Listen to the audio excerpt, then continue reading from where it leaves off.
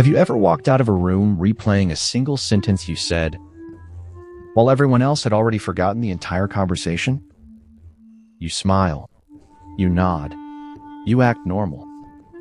But inside, something quietly shrinks. And here's the strange part. Nothing big happened. No insult, no failure, no dramatic rejection. Just a small moment that somehow stole a piece of your confidence. If that sounds familiar, this video might feel a little too close to home. Maybe it's you. Maybe it's someone you know. But psychology suggests self-esteem usually doesn't die from one big blow. It fades. Slowly. Through habits we repeat every single day without noticing. And the worst part? Most of these habits feel responsible, polite, or even mature. Let's talk about the psychology of the habits that quietly kill your self-esteem and why your brain keeps choosing them. Picture this. You're about to share an opinion. Not controversial, not dramatic, just yours. And right before the words leave your mouth, your brain jumps in. Is this stupid? What if they disagree? What if I sound annoying? So you soften it. You add disclaimers. You laugh a little, just in case. Or you don't say it at all. This habit looks like humility on the outside, but psychologically, it's self-erasure. Your brain learns something dangerous. My thoughts need permission to exist. Over time, every time you downplay yourself, your self-esteem absorbs the message. Not consciously, quietly. And eventually, you stop trusting your own voice, even when you're right. Does this sound familiar? Because once this pattern sets in, something else follows. Then there's the habit of constantly scanning the room, emotionally. You walk into a space and instantly feel the temperature. Who's comfortable? Who's tense? Who needs reassurance? You adjust yourself accordingly. You become easier, quieter, funnier, more agreeable. Psychology calls this hyperattunement, and it often develops in people who learned early on that harmony equals safety. But here's the hidden cost. When your self-worth depends on other people's comfort, you outsource your value. Your brain starts believing, I'm okay only if everyone else is okay. So the moment someone is distant, distracted, or irritated, even if it has nothing to do with you, your self-esteem takes the hit. You internalize external moods. And slowly, you forget what you feel, because you're too busy managing everyone else. Most people think this is empathy. But here's the twist. Unchecked empathy can become self-abandonment.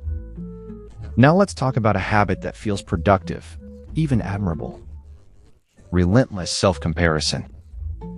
You scroll. You observe. You measure your life against highlight reels and silent assumptions. They're more confident, more successful, more put together.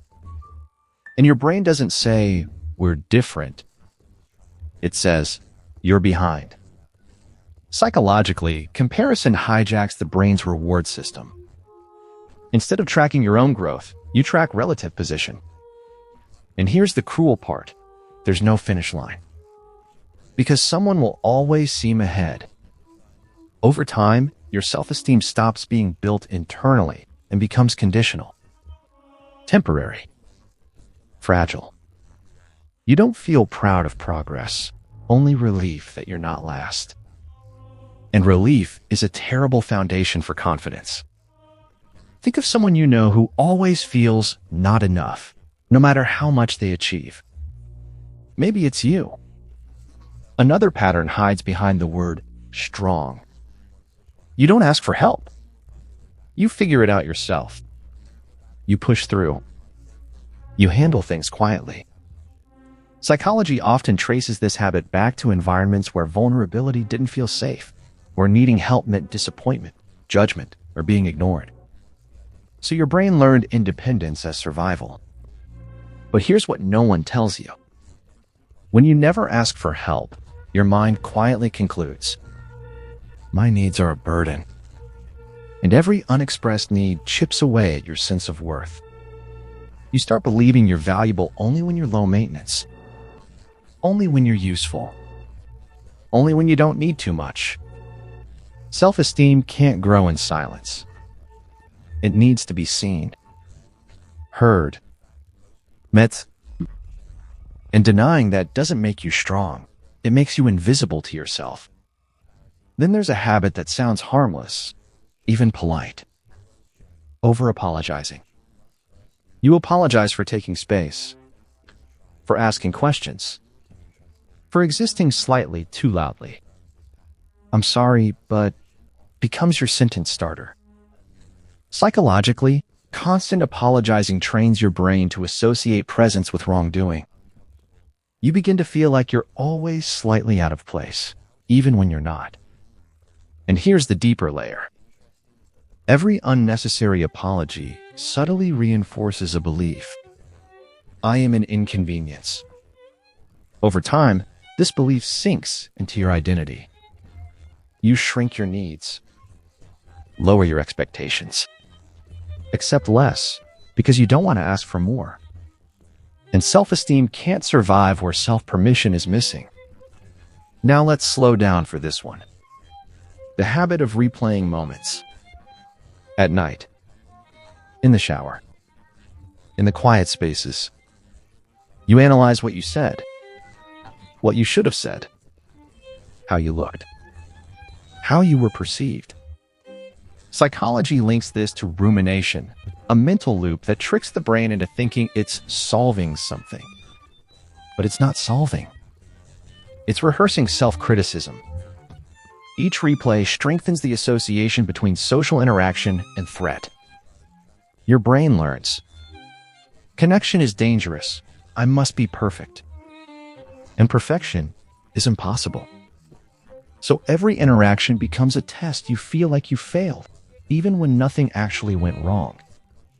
Over time, self-esteem erodes not from reality, but from imagined judgments. Does your mind ever feel louder after conversations than during them? That's not awareness. That's self-punishment in disguise. And finally, there's the habit almost no one talks about. Waiting to feel ready before valuing yourself. You tell yourself, I'll be confident when I'm better. When I fix this, when I achieve that. Psychologically, this delays self-worth into the future, where it never arrives. Because the goalpost keeps moving. Your brain starts associating worth with performance instead of existence. And here's the quiet damage.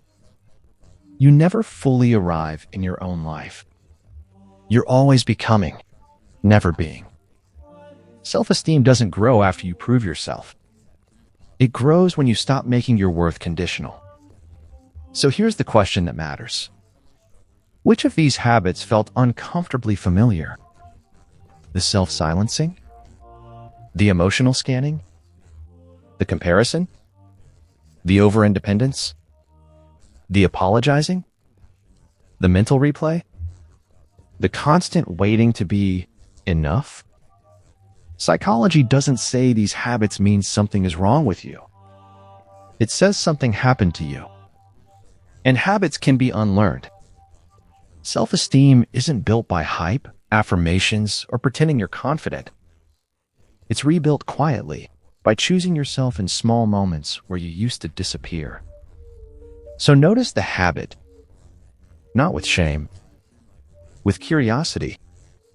And ask yourself, gently, where did I learn this?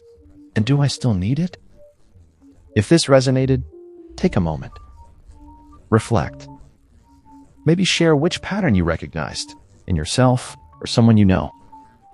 And if you want to keep exploring the psychology of why people think, feel, and behave the way they do, you already know where to be. Which habit are you ready to question first?